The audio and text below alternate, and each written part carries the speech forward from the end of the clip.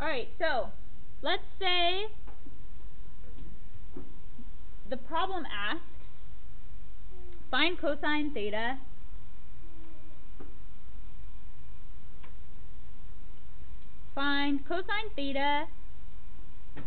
if sine theta equals 1/3 and theta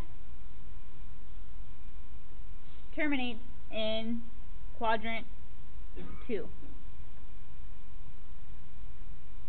So we're going to do this last part, and theta terminates in quadrant 2 last.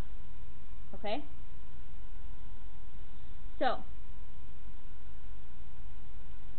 what you want to do is, the directions say to use the Pythagorean identity. So that means we're going to use the Pythagorean identity that has both sine and cosine in it. So that's this one. Sine squared theta plus cosine squared theta equals 1. So I'm going to fill in what I know. What do I have? In the problem it gives me sine theta. So instead of sine theta here, I'm going to write 1/3. Now remember, I told you that this means sine theta squared plus cosine theta squared equals 1. So I write 1/3 squared plus cosine theta squared equals 1. So now I have to square 1/3 because it's given to me in the problem. Sine theta equals 1/3. So 1/3 squared, if I square the 1, what do I get?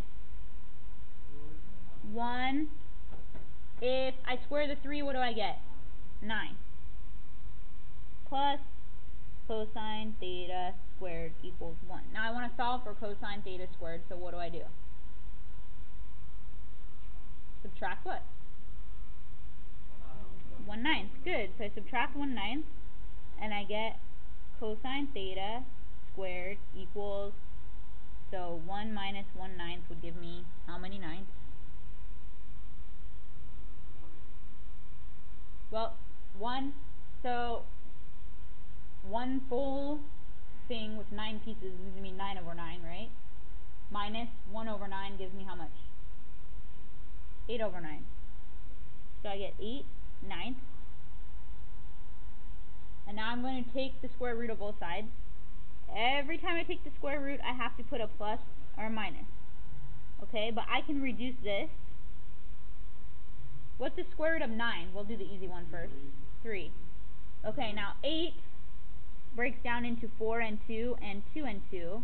So if I write a square root, it would be 2 times 2 times 2, because that's the bottom of all the branches here. And every time I have 2 of something, I take one of them out. So 1, 2, so I take 1 out and there's 1 left over, so this is 2 root 2. Okay? But this problem tells me that theta terminates in quadrant 2. So we had an acronym here. What was the acronym? All students take calculus. Good. And so we're going to circle quadrant 2. In quadrant 2, what is positive? Well, the S here. So S stands for sine. So only sine and cosecant. This is cosine. So it's not positive, so I write negative 2 root 2 over 3. This part here tells me whether I want a positive answer or negative answer.